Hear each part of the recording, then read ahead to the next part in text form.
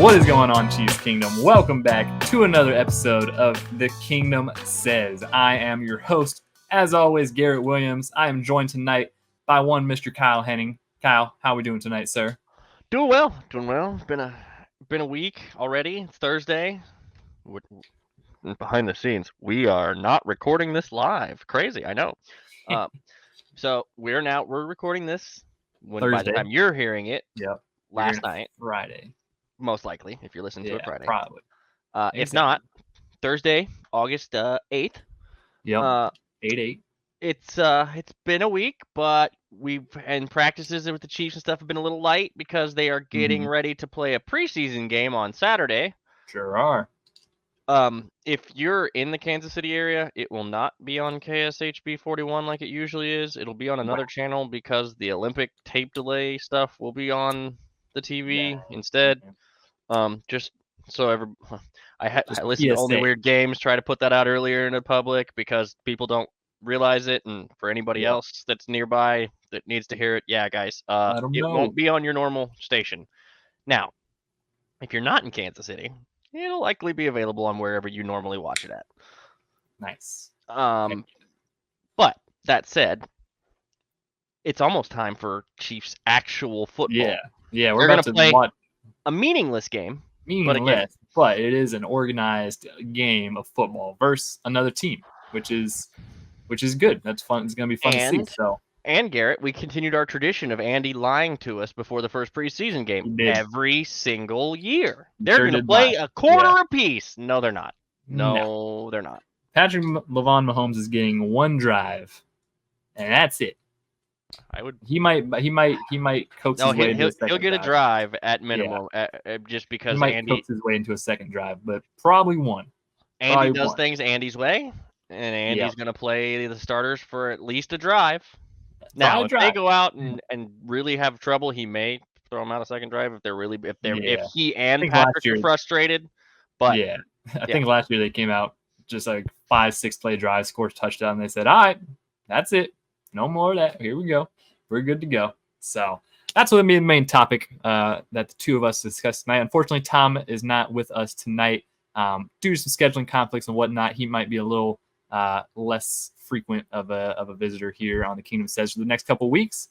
But we will graciously await his return whenever he got a bunch of stuff going on. He's working on a bunch of stuff and so for a while it might just be us two, but that's all right because we're here to talk some good Chiefs football, which, like I said, finally gonna have some real games being played. Before we get into the preseason discussion, though, there have been some stuff and things happening.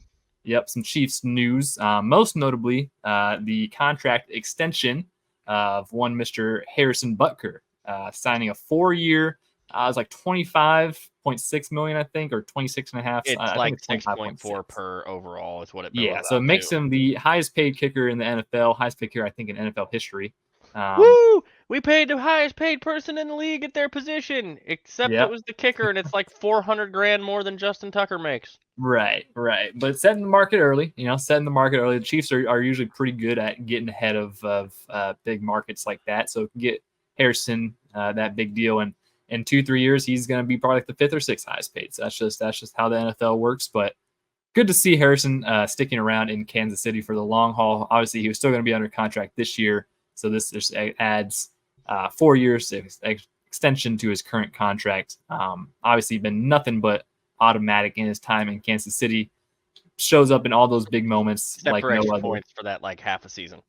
Yeah, but who cares about that? Because once he gets to the play, that's the thing. In the big moments, he has made every single. I'm glad you brought that up because there's been a lot of conversation about. Well, if you saw the Madden rating stuff that came out, I don't know what EA thinks they're doing, and like they think we're stupid. But apparently now kickers are rated like their regular players, need to have their speed and their bench press up to be able to get to the 90s. Playing as a frequent Madden player, the kicking rating, they can have 99 kick power and like 85 accuracy, and they're still like an 82. So but the thing for me that was just telling about that, and I could generally give one flying on about. We talked about Madden ratings. Yeah. for them to have a 5 overall gap between Justin Tucker and Harrison Butker after what they did last couple of years is Yeah. frankly crazy. I mean, EA is all hype. That is the thing. Sure. They are a lot of hype. But what is the problem is too many people don't think on their own and they Logically, just go yeah. off of They this use stuff. that as fact, right? Well, he's the best kicker in Madden, so he's the best kicker in the NFL. Well, actually, he's the best regular season kicker in the NFL by like 1%. Right. And then when you go to the playoffs, Harrison's better by almost the same amount of percentage points as he's down in the Madden rating, roughly 5% better. Super Bowl kicks in the Super Bowl too, so and also has had to kick a lot more in the playoffs because well, one of them doesn't play with Lamar, but that's a separate subject. So regardless, good to see Harrison get a long-term extension. With him getting paid that way, that is the respect. People talk about what players want respect and how and their teammates see that stuff.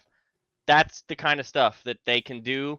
And this is a position where it doesn't cost. Yes, he's the highest paid at his position, but it's not like it's like $1.5 million more than what the average is at the position, which is like 4-ish. Right, and this is definitely a kicker is a position that you can definitely argue a premium position. And it's one of those things like you could save like $3-4 million by having like a rookie kicker or something. Similar to like the Tommy Townsend Matt Ariza situation. You can bring in a new guy for very cheap, but kicking a lot different than punting in that situation. If you just brought a bunch of kickers, points. Yeah, that's a big thing. But like the way the kicking goes, like you can bring a bunch of just kickers onto the field of just a random field, and they can probably all make 60, 65 kicks or 65 yarders like all day. Like that's no problem. It's about going out there and it's cold and there's 100,000 pressure people on screaming you, at and you, you're in the Super Bowl, and this is like a game deciding kick. Like that stuff matters. Obviously the Bills kind of experienced that a little bit. They have a great kicker, but just wide right.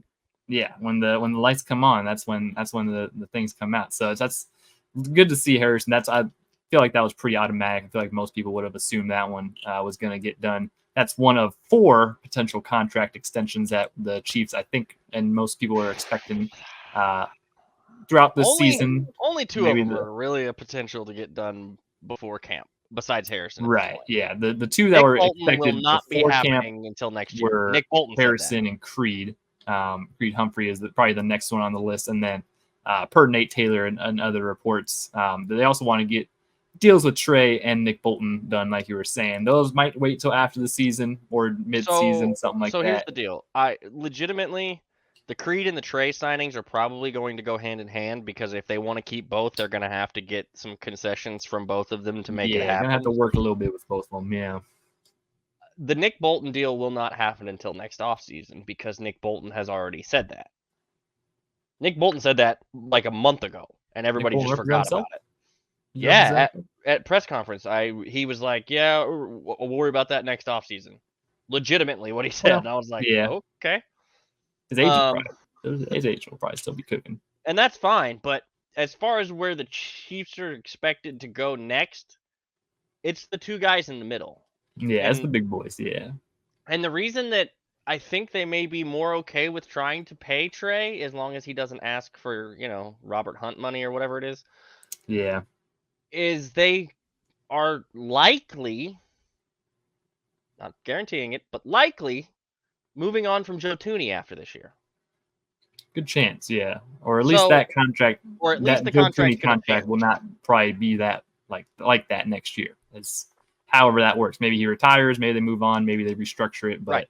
So with that all said, now you're looking at you have more money than originally anticipated for offensive line payout. Yep. Especially with what we're going to talk about here in a little bit when your left tackle's cheap for the next 4 or 5 years. Yeah. So that does play a big part. With all that said, the extensions, if they Creed and Trey have played together their entire NFL careers. They also were friends long before their NFL careers, and they're both now like guys at Yeah, Duke they're like best friends. Manyweather's. Well, no, they're both guys at Duke Manyweather's OL Masterminds Oh yeah, too. everything too. Yeah. So there's a lot of chemistry and camaraderie and things like that matter when it comes to I don't know if I need every dollar if I can keep me and my best Right. friends are kicking it. And they are as close to best friends as you get. They're basically twin paired together in Yeah. endorsement deals, and That's they another always thing. Yeah, I mean together off the they're. field. I was mentioning this in our group chat, but like Creed and Trey are behind the big three of Mahomes, Kelsey, and Chris. Like they're probably the most recognizable faces in Kansas City. You know, with all the endorsement deals they have and all the sponsorships and advertisements and They're all the all over different the stuff. place Like all the time. they are blasted as one of. I mean, obviously they were with Mahomes on WWE Raw that one night. Yeah. You know, like they are some of the faces of the franchise, and they have been obviously a critical part of these Super Bowl winning teams the past couple years. So I always envisioned that they would keep them together. If Just a great possible. interior duo, and it would make sense that they would both, be willing to kind of work with the team and maybe not demand the full top of the market money, just to guarantee they stay together. So Yeah. that is most of the contract news. That would be a little bit of that should be some Tums for anybody that was having some indigestion or a little bit of nervousness about what's going to happen with that offensive line and whatnot. Now, is it guaranteed? Obviously not. No. Situations are fluid. Things likely. change. Things matter. But it's at least good that it's being discussed publicly by people that would be aware of those conversations and things that would get leaked to them or spread to them, said to them. It's a lot more positive than he wants the most, which is what a lot of people thought Trey could do if he really wanted to, and he very much could if he wanted. I mean, yeah, because he's really more set up to be the top free agent at his position. Well, and guard is just so inherently more expensive than center nowadays that it's just. Yeah. I mean, the Chiefs would be smart and try to get Creed on a contract now because just the center isn't overly inflated like the guard has been. So we'll see. Yeah. That will all be stuff that would get handled. I would guess Creed gets handled during the season, if anything. Maybe they get it done before the season starts. Normally do stuff during the year is my only thing. I know, they're really not a team who does that. Is if they're gonna do it, it's gonna be before the end of the preseason. Yeah. Well, they got like a month. They got like a month until the season starts. That's a lot of time. That's pretty good. So we'll see how that goes. Exactly a month, because what's kickoff date? No, September 7th, 5th, 7th, whatever. One of those, yeah, maybe 7th. That sounds 5th. 5th. September 5th. It's a just Thursday like you night. Said. Just like Thursday you night. said. Yeah. I said 5th first anyway. I was just going back and forth. I don't think you did. But whatever the Thursday is which is September the first 5th. Thursday. Yeah, so you got a little under a month. So that's plenty of time. So with that's that. Any other non-football stuff? I guess there's a little bit of non-football stuff. Yeah. I mean, it was football. Apparently folks just don't learn. I have no earthly idea what prompted Caleb Williams to say what he did today in the way that he did. But maybe there's more context to it. Maybe there's more context we're missing. He's extraordinarily lucky that the Bears only play the Chiefs in the preseason this year, because it took like an hour after that clip started making the rounds before Bobby tweeted out young quarterbacks should talk less. Yeah, so for those who didn't see the clip, Caleb Williams said that his top two quarterbacks, at least that's what apparently top two quarterbacks for Aaron Rodgers and Matthew Stafford. Maybe we missed context. Maybe it was the best quarterbacks over 35. Right. Maybe that was the question posed to him. We don't know. I would still struggle with that because Aaron Rodgers played 4 snaps last year. Who else is over 35? We put in Joe Flacco. Maybe. Are you telling me Joe Flacco didn't have a better year than Aaron Rodgers did last year? I'm just saying. Last few years, go look at Joe. I'm just saying. Aaron has a lot to prove to be the best of anything at this point. Listen, so the Caleb Williams clips got a little overhyped in Chiefs Kingdom. Whatever, who cares? Yes, really Garrett will make apologies for a USC player to defend him. Stunning, I know. Who cares, bro? He's a young guy. He yes, grew and you up know what young guys should do? As Bobby said, talk less. Well, yeah, I mean, but he's also a big personality, so he probably won't be not talking less. So that's kind of gotta expect that. Well, but you know, he then grew I up guess watching when those you talk guys. like That'll that, happen, you know. sorry, he said I'm young sure. QBs shouldn't talk so much, which is talk less. Yeah, I'm sure Pat probably don't care. Pat probably don't care. He and Caleb are cool. He and Caleb are cool. Pat probably doesn't. Are we talking about the same quarterback? Yeah, he The probably same quarterback who just answered the questions he did about the NFL Top 100 with the same way he did when the yeah, Raiders that's made like fun of him with a people. puppet? That's like people who played in the league already. Caleb's a rookie. He don't know better. You know, he don't know no better. All right. Then that's poor leadership and management by the Bears organization and Ryan Poles, who does know better. Well, I And mean, come on, it's the Bears. You know, who we expect. again, I know Garrett wants to make excuses for his favorite quarterback from USC, but here's Hey, the thing. Ian Book's still slinging it on our practice squad. I'm just saying. That's great. Ian Book was trash at Notre Dame, and I said that when he was at Notre Dame. You're not going to get me to get worried about shots taken come on. at my Ian Book's the university. GOAT, bro. Come on. Ian Book sucks. I don't want him on the practice squad either, frankly. Caleb Williams has a lot of eyes on him already, has a lot of spotlight, a lot of pressure, a lot of things to deal with. Actively antagonizing the best player in the sport at your position is a bold strategy before you've ever played a real football game. It's just not smart. Yeah. I don't care if he's young and this. That's just not smart. I mean, it is silly to even Matthew Stafford. I mean, come on, what are we talking about? Matthew Stafford. I mean, he's fine, but like, I love Matt. He's a tough dude, but yeah, like, come on, man. At this point in time, come on, what are we talking about here? But you know, he's young. And again, the rookie don't know. You don't not know. Smart. Not smart. You're right. When you see, when you make poor decisions off the field, what makes me think you're going to make good ones on the field? And that's not just for Caleb. That's for all kinds of people, all the players. Hell, hey, sometimes we just had smart conversations about some guys in our locker room doing stuff off the field this offseason that was not smart. Yeah. You're right. You're right. I know that people like to it's just off. If Bobby's talking about it, Patrick has seen it and at least is aware or made a statement to him about it. Yeah. Because Patrick acknowledged he doesn't need stuff sent to him. He sees everything. Yeah. That was when the puppet stuff happened. So and we'll probably end up playing the Bears next year, and then he'll probably remember it. Then he'll probably do like a chew celebration afterwards, or be like number 3, huh? Number 3, and then he'll probably throw for like 500 yards against them. So I mean, hey, listen, you gotta learn. You know, Rook's gotta learn. Rook's gotta learn and not say stuff that bold. You know, the only reason I really wanted to bring it up is because it will be interesting, as you just mentioned. The first game that they're gonna see Patrick will likely not be until next season. Yeah, we'll see how long that memory is. We'll see. Yeah, it's should be interesting. Anything else off the field? We didn't. John Gruden. John Gruden was at Chiefs training camp. He's at camp. Chiefs Twitter was oh my god happy about it. Yeah. Okay. He's been friends with Andy forever. Also, Garrett, what is Andy known for? Second chances.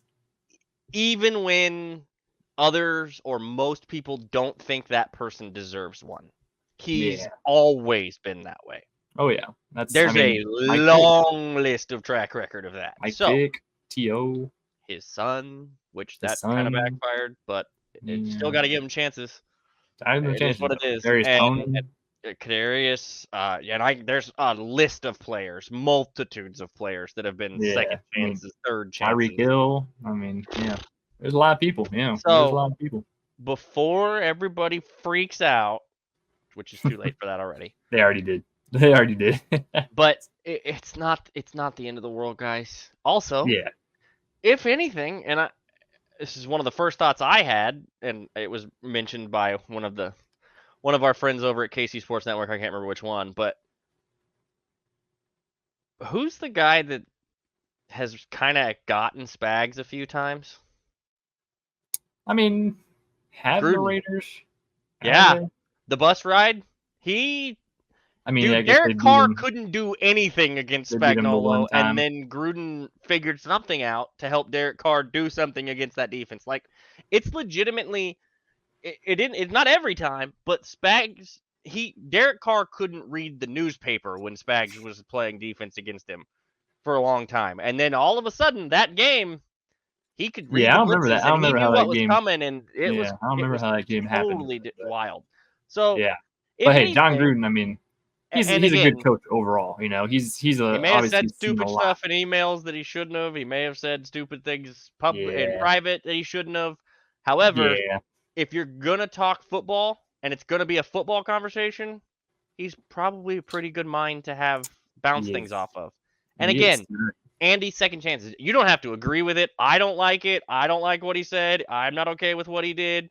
But at the Yeah. end of the day, it's Andy's call. This is what it is Andy's call on that kind of And stuff. like you said, they've been friends for so long. I mean, Ever. decades and decades. Coaching staffs they've been on together. Like that's just a relationship that doesn't go away at stuff like that. You know, it's one of those things And if you want some, it was the go ahead. same thing with like the Harrison Butker thing with all the Chiefs comments. It's like, you know, like what Patrick said, you know, he said one thing, but you're going to judge him off the guy that you've seen many times in person and interacted with and all that stuff. So And it's, you know, and also Harrison had to clarify in his first media press conference that some of the things that he said were spun slightly, which yeah, shocking in today's shocking, environment. shocking the media twist stuff. Um, Wouldn't have yeah, guessed. or people online twist stuff to fit narratives. Yeah, Crazy. yeah, Never seen that before. No, never.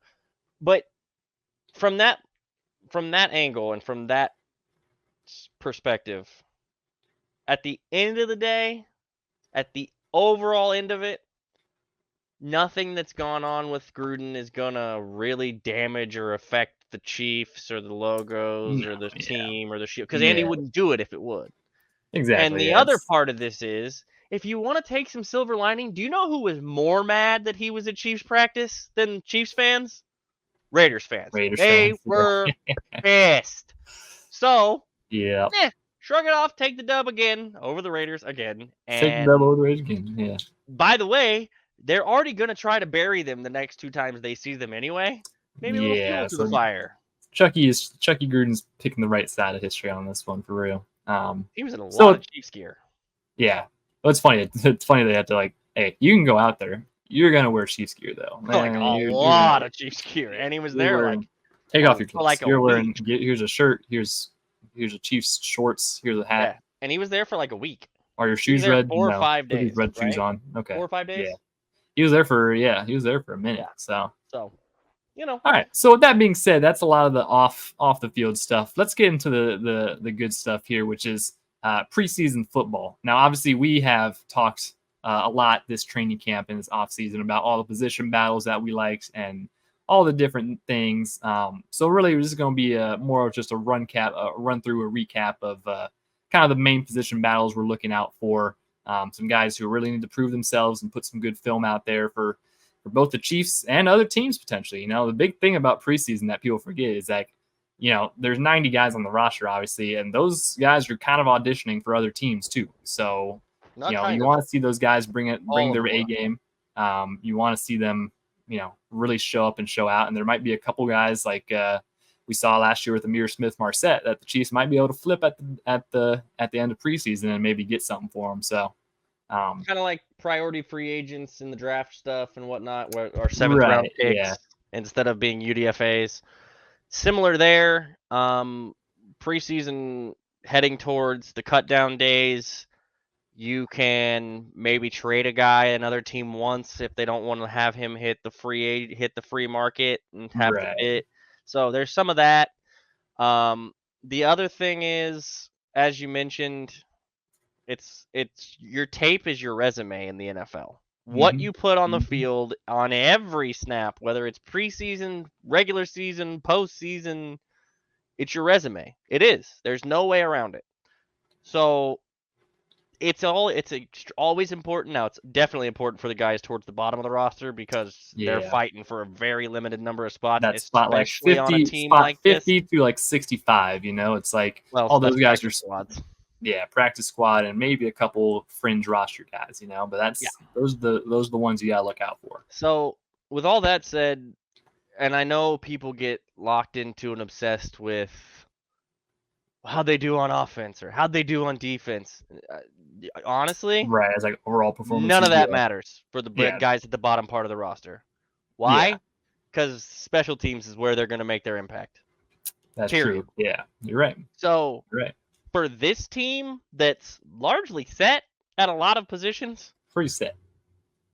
the thing that I mean, yeah, I want to watch Kingsley the probably 15 snaps we see him, 20 snaps we see him, maybe. Yeah. They may give him a little more run just to give him some more live game action, live bullets. Yeah, potentially, yeah. But if like for guys that are locked into spots, I don't care. Yeah, don't Most need of to what see I'm much. watching for the preseason games, and this goes for all the preseason games. I'm the third one I may not even turn on. We'll see. But the Yeah, second one and the first one, most of what I'm curious is special teams. you're right. How do the gunners perform? How do the returners perform? Do you make poor decisions in any of those categories? I don't necessarily care about the result. I care about the process and what they're doing in those moments and in the when the bullets are flying, when it's live, when it's quick and when it's moving. Because Yep. on this team, the difference is in the margins, and they can create some serious space if their special teams is as good as it has been over the years with Uncle Dave at Yeah, the you're helm. right. You're right. So it should be good. So we'll dive through a couple, and like you said, there's a lot of decided spots, a lot of things that they're gonna have to earn their rights on What do you kickoffs think? and 46, special teams. 47 guys on this roster are set pretty much? Probably, yeah. I was trying to think while you were talking there. Yeah, like at least 45, probably 47, 48. Like it's There's not a lot of room. pretty set. So starting from the top of the roster here, we'll just go down. Obviously, quarterback, that's not anything. I mean, it'll be fun to watch Carson Wentz There's two of dial them. it up. There's two of them that matter. 15 and Carson. The other Yeah, guys so will be practice squad guys. those will be Or the two guys on there. We'll see how Carson does. See if Chris Lodekun or Ian Book ball out. Probably not. doesn't matter. They're not maybe Ian making the Book. roster either way. They're going to be Yeah. practice squad because they aren't carrying it. Well, I guess with the NFL's rules about the quarterback elevational Yeah, we'll that's see how that works. Yeah, I don't know. They'll probably just keep him on the practice squad. I would and send assume it, it's just going to be two quarterbacks. It'd be my guess. It's definitely going to be just two. So running back, that's I think where there's going to be some question marks as far as at bottom of the roster. I think there's three main guys that we gotta kind of observe. You got two locked in. Yeah, we got two running backs locked in, Pacheco and Clyde. They will be on the roster. There's a lot of question marks behind them of potentially guys who would make the roster or might be practice squad guys. The big three that we're going to discuss, Deneric Prince, you have Lewis Reese-Zammit, and you have Carson Steele. I think are the three. Who's a hybrid running back. I think those are the three quote-unquote running backs. Kadarius Toney, we'll talk about him later, but the three main quote-unquote running backs that would at least kind of contribute to that spot. I know it's an unofficial depth chart done by Matt McMullen of the Chiefs staff, but yeah, Carson Steele is a fullback, listed fullback. He is listed at fullback. And that does matter if you know anything about Andy Reid. Andy Reid historically has liked having a fullback. There's only been one time in the last 20 years that he hasn't had a fullback on his roster. Yeah, last year he ex-nayed the position. He did. They didn't really have one. Well, they cut Michael Burton. That was their fullback before, and they just said, "Nope, we don't need one." They cut him, but he also I don't remember if he really latched on anywhere else much. Michael after Burton, that he went to the Broncos. But he didn't. Could you tell? Actually, I could have. Michael Burton was like one of the bright spots. He was like actually one of the bright spots of the Broncos last year. Surprisingly, it was kind of not really surprisingly if you looked around the rest of that. roster. He got I'm pretty sure he got like a couple like fullback dive handoffs because they're like everyone else sucks. Yeah. But yeah, before that, Shermanator, obviously Anthony Sherman was here for a long time, and then last year Andy abandoned the fullback position, kind of used Noah Gray in a little bit of an H-back role, but they just really didn't use that type of offense. They just kind of adapted their offense to not needing a fullback necessarily. I think Andy would prefer to have a fullback, and if he has a guy that he thinks can play the position, he will probably try to keep him. If Carson can play special teams, it's going to be hard. Gonna be a big thing. It's going to be hard to keep him off the roster. Yeah, that's going to be obviously how they use him in the offense will be good to watch during the preseason. But like you said, special teams is what you want to look for because Sherman was a big special teams guy. I mean, he was like captain. Yeah, he was like the first one down on most. Nearly positive he was the special team captain at least once or twice. Probably. Sherman was a dog. So we will see with Carson Steele, see if how they use him this preseason, and then Deneric Prince has gotten a lot of runs with the 2s and the 1s. With We thought Clyde he kind made of the team being, last year. yeah, and he's doubled down on this year. He's actually, by all accounts, looked a lot better. And obviously with Clyde's limited availability during this training camp, which we've talked about, and They were it's both. not, What not a bad Pacheco's thing. been It's just, getting 3 snaps with the 1s yeah, they before haven't they run like. Checo very much at all. So it's just like, here you go, Deneric. Here's like the bulk of the carries, just because we don't want to get anyone else injured. So We don't need to see them. We know what they can do. yeah. So I would expect Deneric once again to get a lot of carries this preseason game. That's going to be probably something they're really keening in on. Mm-hmm. So I still think that he ends up making the roster. We'll see. Once again, the thing about the practice squad rules and the flexibility of elevating guys and all the different things that they can do, it makes it a lot more flexible if you keep like Derek Prince and Keontae Ingram and then you just activate them accordingly and whatnot. Whatever you got to do to if you need a third running back. But also there's a lot of other running backs that might be on the field. So who knows? And Andy's always like to have a bunch of backs that he thinks he can lean on, whether that's main roster or practice squad guys. Right. Yeah. He's kept 4 running backs on the roster before on the 52 man. So back in the Darrell Williams and Damian Williams and those days, Darwin Thompson, all those guys. So yeah. And then Lewis Reese crazy Zammit, as it made some of us, yes, he did. Yeah. He did do that.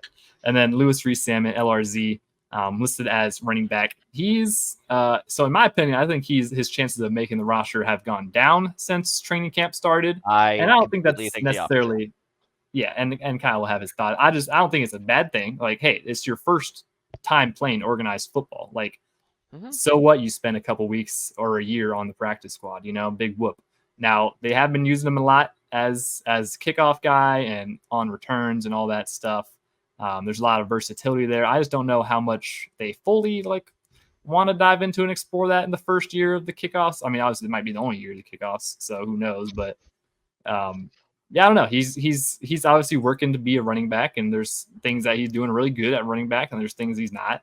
And just purely off the numbers game, if you're keeping all these receivers that they're going to have to keep and potential other guys, there's just so many names. And I just think, obviously, if you sign him to the practice squad, it's not like he's going to go sign somewhere else. Like, he's already very well established here. He's not he's not a veteran, and he's not old enough to just automatically make the practice squad. That's where your logic for me fails. He has to clear if he is cut, he has to clear other teams trying to pick him up. Well, yeah, but I don't think anyone's going to pick him up either. I get that you've never played football before. Yes, but we're not the only people that got to watch that NFL Europe Combine and that overseas program. But that's for everybody. Yeah, but so I still don't think. That's all I'll just say. I still don't think. I think there's a chance that they still keep him, but I don't see it. I don't see what the harm is of keeping him on the practice squad if he clears waivers. Get him to the practice squad. That's my biggest problem with that idea. Here's the other thing. You're going to get to see a lot of him in the preseason. They're going to use him. And how they use him in the preseason is going to be a big indicator of his roster status, Sure. So if they're using him a lot as kickoffs, then yeah. If they only use him for 1 or 2, I don't know. He's going to make his way on initially as a returner in this kick return, all this new stuff. Yeah. He's already showing a speed and the ability to develop certain things that should take a hell of a lot longer than they seem to be taking for him to pick up. Now, is it a speed adjustment? 100%, because the NFL is really fast, kids. A lot of fast guys, yeah. Is there stuff he's gonna look different or not great on? Yeah. You know what? Yeah. It's going to happen because he's never played a snap of organized football before, technically. Exactly. Yeah. But just from this camp, the growth in, day out, it's rapid compared to even what I expected, and I was probably pretty tempered on. Hey, I know I'm excited, but I don't know if we're ever gonna get there. And they touted him as like a top free agent signing. That was what initially gave me the inkling of like, oh yeah, he's a roster lock. But And so the thing is, for him to have shown and a total adjustment and understanding of like pass blocking and like leverage in a Yeah. really rapid time period. For him to, and he can catch, guys. Like Yeah, he got some his hands. hands work. I talked to people that were at camp. I've listened. Nate talked about it a bunch on, I don't remember which episode. I think today's episode maybe of Only Weird Games. Yeah. There's been a bunch of things in regards to him, and if he's learning at that pace, it gives you a lot of potential for what even a few months down the road could look like, a year down the road could look like. Oh yeah. So yes, I don't hate the idea of him on the practice squad. The concern is A, does he get there? And B, is he done it? Does he do enough on special teams where he could be because Right. Yeah. if If he you've could be watched a the valuable kickoffs, special if you've teams, watched the kickoffs in these freaking preseasons, that's a mess. yeah, it's a little And bit of a mess right now. it's very and it lends itself to rugby style scrum type movement type Yeah. layouts. He could be a difference maker for a team that people don't want to give extra yards to already. And because that's the one thing about this that kind of helps the Chiefs is if you kick it out of the back of the end zone, you're giving them even better field position. If Right. you Yeah. if Not you a lot of don't doing put it that. down in the little zone thing, like there. And by the way, guys, when you guys go to watch this first group of kickoffs, It's gonna don't be a little even. confusing. Oh Yeah. God. It's gonna be a little hectic. And don't worry, we're all gonna get frustrated when guess what? The people that are supposed to be officiating the game have no idea how the rules work for it either. Yeah, they're gonna And mess that's it up. gonna I mean, happen. they're gonna mess it So, up, right? Yeah. I mean, listen, I am in no way, shape, or form but punting on the I, LRZ I'm a little. idea. The thing that concerns me about keeping him as a true running back and not a, this is why the thing that's interesting about him being listed as running back when we were originally talking about him being potential wide receiver candidate when he first got brought up, Right. and do the other things. His I don't know about the vision yet as far as running lanes is Yeah. concerned, and Yeah. I haven't seen enough to know because we haven't Right. This will seen be a big enough of indicator. it. This preseason game, if These they preseason actually use games them in are. a true like downhill running back fashion, if they actually have I'd them, be they pretty actually have shocked. them. You know, I'd be pretty shocked hit to some not see holes. him a ton in the second half of this first preseason I would game. guess so. Yeah. I mean, hey, just send it. Just send him through some holes. See Let what him. he can. See if he can But find his way through. You know. but something else, one thing I did want to absolutely highlight that Nate Taylor did bring up was he hasn't missed a snap. If he hasn't missed a practice, he hasn't none of that. Like Yeah. there's been no man. Andy runs a ruthless camp. Veterans that have been in this league for years do not like it and ask out and put their hand up and vomit on the side and ask Rasheed Rice about vomiting. He had another one. He threw the ball, got in an argument, and then had to back out of the argument because he was about to puke, and then puked. But like, it's and that's not happened with Lewis. Every time he's there, he gets up, he does it. And I mean, he's that been a is trooper. He has been impressive. a trooper. Yeah. So I think to adjust his usage, to the speed, to adjust to the yeah, timing, to adjust to that level of whoa at this kind of pace, it speaks volumes for what he can be. it does. I'm very excited to see them use him in any shape or form this preseason. Really, yeah, I'm going to be watching him very intently. And once again, not giving up on him. I'm very excited for his future. I'm just looking at the numbers. You got to make some tough choices somewhere. I don't know. There's a lot of numbers. There. I think he may. There's a lot of names, especially in the wide receiver room, which would be like shows out at all. The tight end position may shrink to 3. Yeah, pretty easy. I already accounted for that, and I already think it may be 3 now. Yeah, and it's still tough numbers. So, so that transitions to wide receiver room, which is another one like we've talked about has a lot of numbers. Most like the top 5. Some of these guys we're not going to see. Yeah, the top 5 are locked in. Like you're going to see Xavier Worthy, Hollywood Brown, and Rasheed Rice for one drive probably. You're not going to see Justin Watson out there because he was hurt, so he's probably going to be gone. So it's going to be Sky Moore and Justin Ross and Nico Armigio and McCole Hardman, and you might see McCole for a little bit with the 2s. You might see McCole a little bit, yeah. I don't know, man. Like they know what they know what he is too. Like You're right, yeah.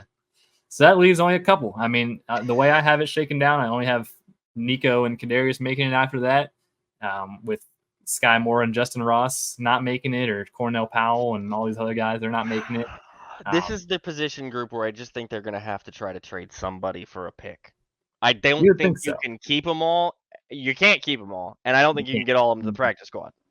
You might, but you probably not. Yeah, and it's going to be tough. So like Sky Moore potentially.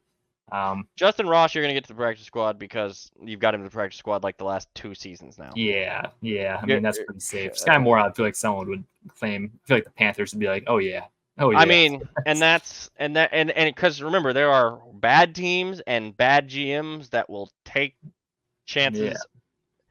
I mean, the Steelers might take Sky Moore right now. At this point with the Chiefs, easy. They're probably 49ers would take Sky Moore at this point. Well, in that case, we should maybe get involved in that 3-team deal then. 3-team trade, you're right. Because the first half of that trade is locked in already. 49ers trade Brandon Ayuk and they get back Sky Moore. I mean, some picks, obviously, but Sky Moore is the replacement for Brandon Ayuk. That'd be tough. 49ers would lose. Fans would lose their mind. Anyway. Their odds would tank. Yeah, their odds would tank.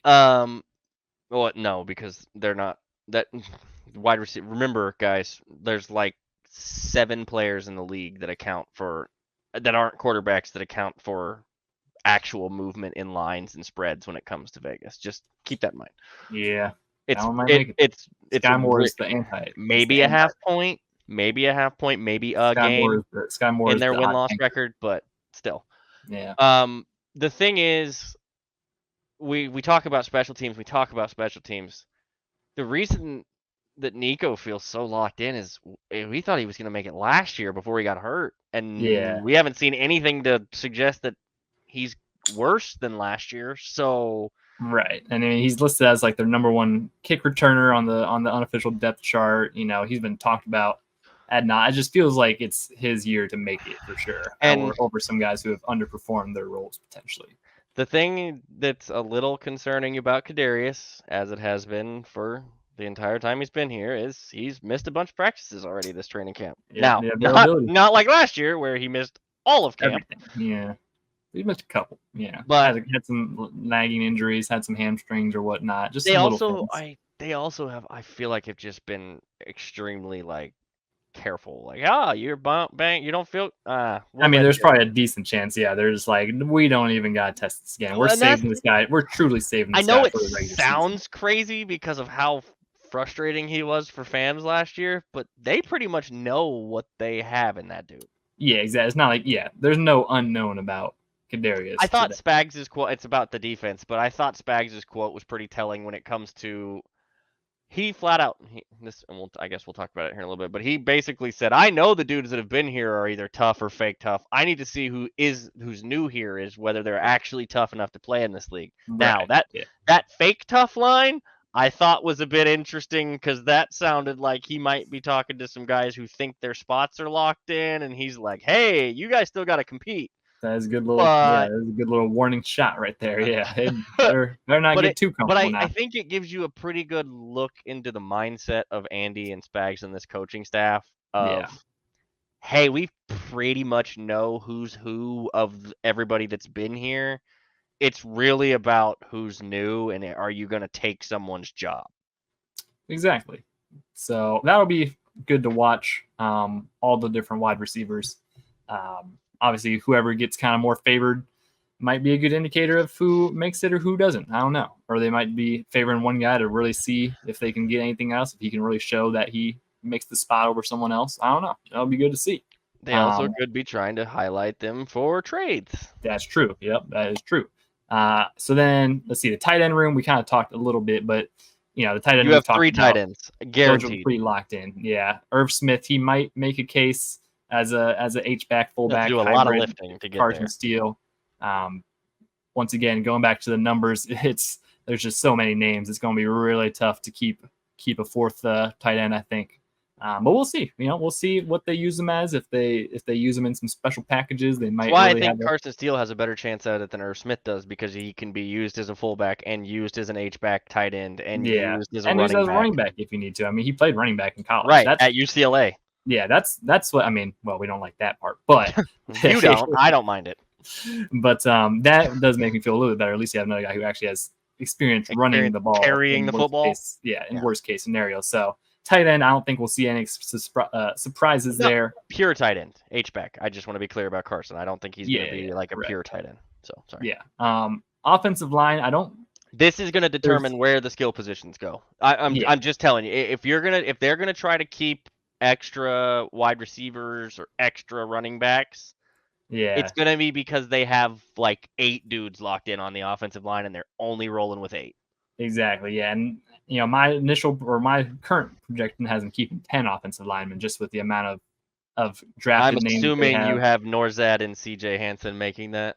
Yeah, I have Norzad, CJ Hansen, and Caliendo all making it. So, I mean, who knows? In the past, we've seen them roll with just Nick Allegretti. Lucas and Wanye as backup tackles. Yeah. Okay. And then, everybody else. But yeah, so maybe they, like I said, we've seen them just roll with one interior offensive lineman as a backup.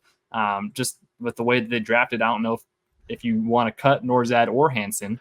And Caliendo, I think, has earned his right. I don't think you can cut Norzad if you want to keep him on. Exactly. Anything. Hansen maybe, but still maybe not. I still love the one. Idea. If they really gun to their head, have to make a decision, I think they would choose Caliendo over Hansen and just keep 9. That's what I was gonna say.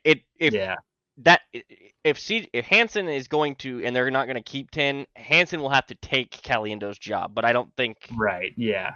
That would be the only thing there. So it's going to be interesting. Questions with Tooney is why I don't know that they'll go that route. Exactly. Yeah. Just to be safe, I feel like. And I'm not questioning Joe Tooney. I'm questioning his pectoral muscle being 100% at week 1. Exactly. Yeah. So we'll see. Other than that, I don't think Kingsley is going to be locked into left tackle. He's pretty much your left tackle one now. Who knows how much lose it if he's not? And who knows how much we'll even see of Wanye because he had that little injury hiccup in camp the other day. Which I hope he's full. I know he was back. He was still holding. Yeah, he went back in after a couple. I'm not sure, but I feel like they would probably play him a little more cautiously. At least for this week, they might play him a little more cautiously and not. I would. Yeah, maybe just give Shu Godric some reps there and whatnot. You watched him play. Yeah, you pretty much know. You had him last year. You know that he can be your solid swing tackle. It's not much. He can also play guard. That's true. Yeah, they're putting him at guard, and that might be another thing where they don't keep an extra interior line because they have Wanye to play. Who knows? But that's what I'm saying. So when we talk about the construction of that front of the offense, and where you're gonna get an extra skill position spot or something from, where can you wiggle and maneuver these numbers? Because remember, it's 53 guys. There's not. You can't add one, hide one, none of that stuff. So you have 3 specialists. That's essentially, if you break it down, 25 on offense, 25 on defense. Sometimes the Chiefs will go 26, 24, but really probably closer to 25 most times. So there's only about 25 spots, and you're gonna have to steal a spot off that offensive line if you want your extra room in any of your skill position groups. So that'll be more of an internal evaluation that they'll have. I don't know how much we'll really be able to obviously if someone's really impressing in the interior line, but otherwise it's just going to be how they feel about their roster construction in interior line. So with that's pretty much the offense. Rolling over to the defensive side, the positions to watch out for. Obviously the defensive line, pretty well set, I feel like. Obviously, you have your starting 4 and Dana. Tershawn Wharton's actually listed as starting defensive tackle over Pennell or Noddy or whatever. Because Mike's not going to see the snap volume. You're right, yeah. Chris, George, you have Felix behind him. Also, no shot at Turk. Turk is developed quite a bit after coming back from that injury year. So that's true, yeah. So that's good to see him. You have Mike Pennell, Neil Farrell, Malik Herring, Charles Omenihu, who will probably start the year on PUP, but he'll still probably make the 53, obviously. So junior. You better calm down. I don't want to piss that dude off. That's true. He might prove us wrong. You're right. There's a decent amount of names. I don't feel like any of them are really Felix. That'll be a good one to see his development. If you want to watch preseason stuff, focus on 97. He's gonna get a lot of run in the preseason. I think. Yeah. I think him. I think Neil Farrell. I think Malik Herring. Yeah, Fabian Lovett. I think that'll be a good one to look at. I'd say B.J. Thompson, but we still don't know how super great he's doing. Yeah, he'll probably. Yeah, Truman Jones. He's been around for a couple years. You might see some development out of him. Which But sucks because BJ was flashing some crazy stuff that I yeah, was BJ excited to honestly see. would be way better than Truman, but unfortunately, he's probably going to be out for a little while still. Probably another pup candidate or whatnot. Yeah. But Felix, the development, the next steps, you want to see him dominate the twos. You want to Yeah, see him get it going. And he showed flashes last year, and I really do think the work with Tamba has done quite a bit because you've seen some stuff in camp that I was like, huh, well, that looks different. yep, And so, but I want to see him in this, first quarter, a little bit into the second quarter portion of yeah. I bet he gets a preseason. good amount of second, third quarter run. And Yeah. I don't know if he sees after halftime. He's still locked into a roster spot, so it's Well, not yeah, like it might do. It might. there's a lot of dudes on this roster that are not going to be There are, locked into but in defensive end, I don't know. There's besides Felix, I don't know if there's too many other names that can really kind of.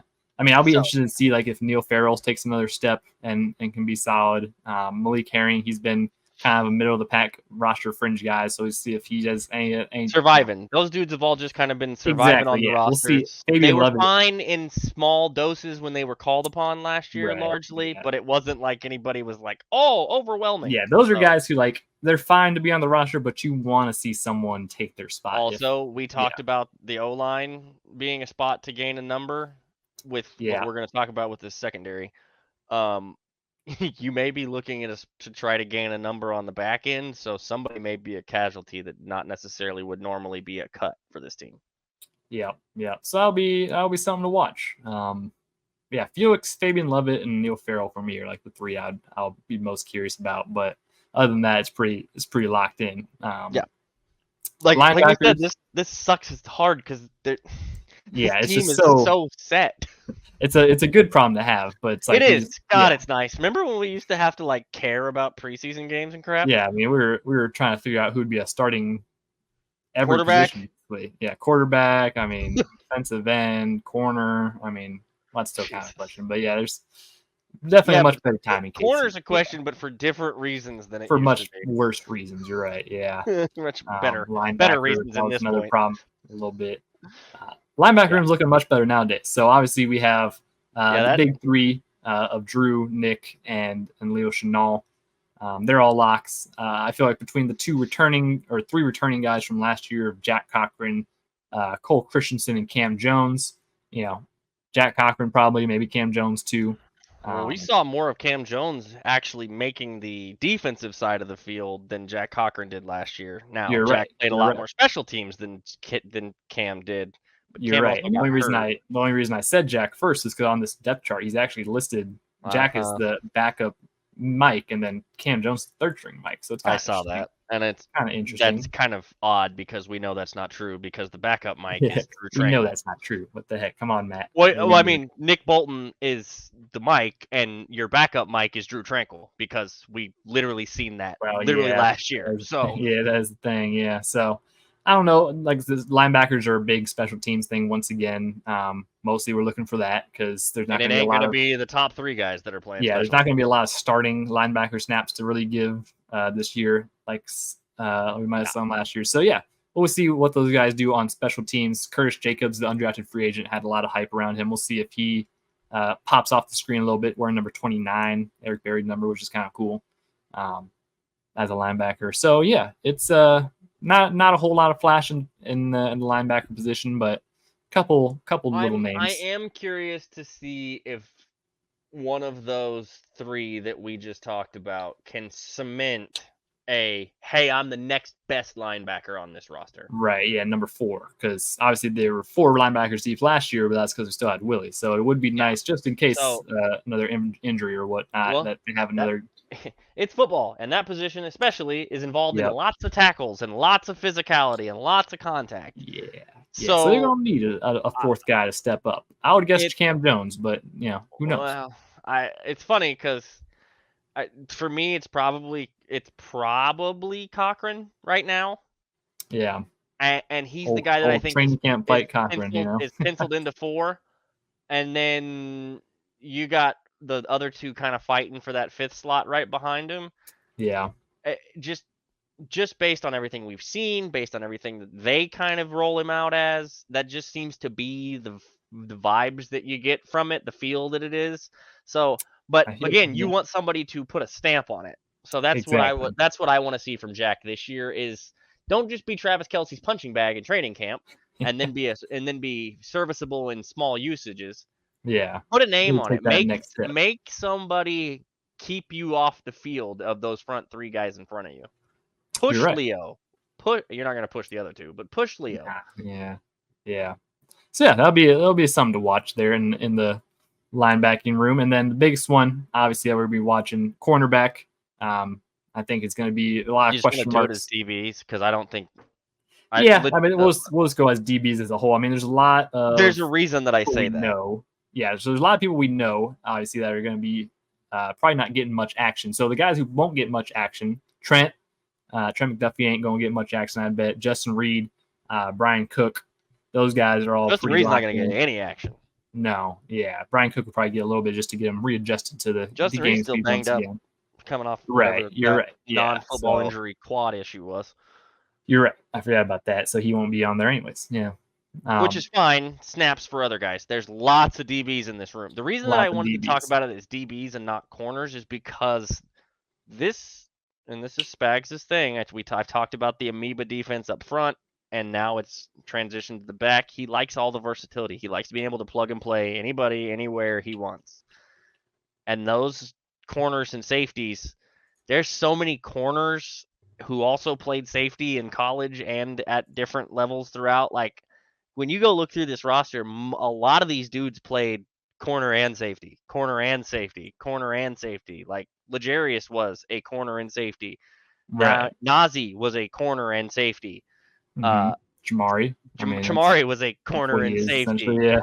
Yeah, and so like with all of those things, when you're doing this, this is where we got into that trap last year of well, corners or safeties, and it ended up being like 11 dudes. Yeah. There's going to be a lot of dudes. Yeah. So this is also a position that's a lot easier to kind of evaluate on the tape because it's like, boom, you're just one-on-one with the receivers. How'd the route go? That's going to be there's going to be a lot of looking back on these guys, obviously with so many question marks of who would be the other starting corner outside of Trent, or if you're going to kick Trent inside, which you should keep Trent inside and run two guys outside. So we'll see if any of those three. I mean, Josh Williams, Jalen Watson, and Najee Johnson are those three that will really contend for those outside corner spots. And hopefully two of them can make it a convincing enough case that they can keep Trent inside. Otherwise, they have Chamari Connor that they can keep inside. They have so many different options that Chamari's they can use. also a safety. Yeah, and that's the more I look at Chamari, I feel like you want him more in safety than slot corner. That would be ideal. I saw some people, I think Spags even kind of compared him to Honey Badger a little bit. I don't know if I'm going that far with him. I think those are some large shoes. Yeah. And Tyron was really good at keeping with those slot receivers if he needed to. Justin Reed is closer to Tyron than Chamari is, and Justin Reed is not filling those shoes either. I mean, there was just at Justin Reed. Yeah, there was just one rep in training camp that Chamari was lined up over Xavier Worthy in the slot, and it's just, I mean, Xavier Worthy's a fast guy, and Chamari's he's a big, strong guy. He's just not as quick, so it's, Well, and like I said, it's not even necessarily that. It's when you throw Tyrann Mathieu's name around as he's kind of like that dude. Big shoes to fill, He better be real good. Yeah. Like real good, because that dude had the nickname Honey Badger long before he got to the NFL. Exactly. So, and he wore 7 at LSU, which if you don't know what that means, go look up what that number means at LSU. Yeah, go so look all at the names names of those dudes that wore it. But all the names that we talked about in the defensive back group, you already know them by now. They're gonna have to steal a roster spot somewhere for this DB room because they have too many. Probably, they just have too many. Kamal Hayden exists. We didn't even talk about Kamal Hayden, and dude, Kelvin Joseph, Nick Jones. I mean, Deion Bush, in the safety room. Jaden Hicks obviously is going to get a lot of runs. That's going to be a fun guy to watch. We didn't talk about Kamal Hayden or Jaden Hicks, and We've Yeah. talked about. I think Jaden Hicks may be in when we get down with this. Looking back at this draft class in a few years, people are going to be like, "How did that Oh yeah, dude he's gonna be go the biggest in the steal 4th or 5th for round? real. And how the Yeah. hell did they get him?" Of course, it's the Chiefs. Yeah. So there's a lot of names that just watch out for all of them. Pick your favorite ones and study them. I'm gonna be watching Nazi pretty hopefully. Well, I don't know how much run he'll get still. Off of being a little banged up in training camp. I would guess Jalen Watson, Josh Williams get more run. But yeah, we'll see. We'll see how guys line up all the different packages that we said that was going to be a big indicator of is how Spag sends them out in those packages. Who's lining up inside, outside, dime, nickel, all these fun Also, things. keep an eye on who they put out for gunners on Yep, special that was teams another thing. from Yeah, the because DB's Jalen room. Watson and Josh Williams were starting gunners last year, essentially. So Yeah, and I we'll don't know see. that either one of those dudes will be this year because Exactly. Yeah, you probably influence. want some other guys. Yeah, so we'll see. We'll see who steps up in that facet of it. Obviously, a lot of names, I am and terrified at what they're going to do in that DB room because there there are yeah, so many guys. there's so many guys. So I don't envy Brett Veach's job whatsoever. I That's don't. another group that I would not be surprised if they try to trade one or two of before Yeah, it yeah, gets to we talked cut about down that on the day. last episode a little bit. Obviously, with Wide uh, receiver, that DB. Those are the Fab two that I Five, think. the Fab Five who all were drafted in 2020. It's nearing their contract years, so it's you're not going to be able to extend all of them or keep all of them. So you might have to start the shipping early. So I don't know. We'll see. We'll see who impresses, who doesn't. Also, I feel like though this year you just want to be as low as possible for the three. Oh yeah, So you're loading up at this you just point load up because as much as humanly possible, and you send it. So that will about do it. you don't want to worry about Matt Ariza or Harrison Butker or James I'll Winchester. let's see if Matt Ryan can lend some kicks in the five. He might have a couple 50, 60, They even gonna 70 let him get a yarders. chance? Let's see if they land in the five. That's what I'm understand. See if he lands in the five. I frankly don't care if he lands it. I don't care if he See if punts he lands once in in the the five. preseason. I don't I care if he want punts I it one want time. I want the Can he ball to hold? land. I want the Can he ball hold? like this, Kyle. I want the ball to come down and then boom, stuck in the ground at the 5 yard Yeah, I line. don't That's all I care. want. I could With care that less. monster Can he leg, hold? the terminal velocity should make the ball actually just like like a I T. like the thought process, but again, like for me, it's it the Holding. I Yeah, said this holding is the I big said problem. this when Yeah. they switched the punter when I knew they weren't paying Tommy. I said that the first thing I said, I don't care if the dude can punt at all. If he can't punt, great. Maybe Andy won't punt this year and they'll just go for it all the time. I But mean, yeah. Dustin can Colquitt had he some years he didn't hold? punt very much. So I wonder if and Harrison has ever worked on the drop kick. and the other Like part the old is Doug Flutie drop kick. if he can't hold, which it doesn't sound like, it sounds like the holding's been great and everything It's from not like he's camp. been There's fine. not been any That's the biggest issues. part. Yeah, that was my biggest Carson gripe. Wentz Carson Wentz held for the Eagles at least at one point He did. I remember that actually. Yeah. when he was backing Yeah. up or whatever, coming back from after that injury and whatnot. Like so, there's other guys on the roster that can hold if things were to go haywire. I wonder if they have Justin Reed hold. That'd be. I wondered that also, but then you're running the risk of like, does he get somebody try to take a free cheap shot while he's being the holder just to get rid of it? So, yeah. Huh, Bro, it's I this would ain't rule the none of that 2012 out at this Saints or point. whatever the heck. Bounty Gate, baby. Yeah, was that 2012? I don't remember what year it was, but One something of like those that. years. Yeah. It's a new era. He might maybe what the solution is that on the holds you send him out there wearing a guardian cap because you can do that now. You can just wear a guardian cap in games if you want to for funsies. Because what player wouldn't want that? What Yeah, player because they wouldn't want all love them so much an extra already. 5 pounds on their head? And then a sleeve over the top of it to make it look like so your helmet. You don't even notice it. You don't even notice. Except Joe that Alt, he was looking real clean in his. Except that you do notice it because it looks like a giant freaking bubble big head from like a cartoon character. And remember, if you haven't and you missed the clip, go listen to Travis talk about those stupid helmets. Yeah, I really hope someone does it just so everyone can make fun of them. Everybody in the league can just make fun of them for wearing it because it's stupid. Okay, that about does it. I think that's everything we got. Hope you guys are all looking forward to the preseason game in Jacksonville on Saturday, 6 p.m. Arrowhead time. Yes.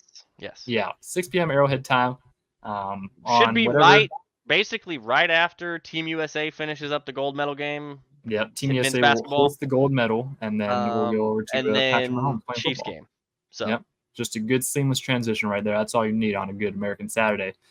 So with that, that is all we've got for you tonight. Thank you all for tuning in and watching and listening. Be sure to check out the YouTube Kingdom Says over there, as well as Facebook, Twitter, Instagram. Find us on Spotify and Apple Music and all that good stuff. And yeah, we are very excited for this season, and we are very excited for you guys to keep on joining us on this ride. We will be back next week to recap this preseason game and all other things Chiefs and anything else that happens in this fun world of the NFL, because football is here, baby. Should we get out ahead of the part where we're not trading for CeeDee Lamb? We might though. If Tom was here, he might manifest it. He likes his Oklahoma boys. He might manifest it. We should maybe start that for him. Well, FanDuel thinks we're going to trade Rashee Rice and 2 firsts for him. Well, that's kind of crazy. FanDuel is smoking something fierce on that one for real. But yeah, so like I said, can we just go ahead and get out in front of the fact that we're not trading for CeeDee Lamb? You boys and girls have a nice night. Leave us a review of 5 stars. Make sure everybody's happy so that you can see us on the platforms and more people can find us. CeeDee Lamb might be Chief, but and probably we can not. give you more content. Yes, sir. So with that being said, thank you all for tuning in and listening. We will see you guys on the next episode of The Kingdom Says.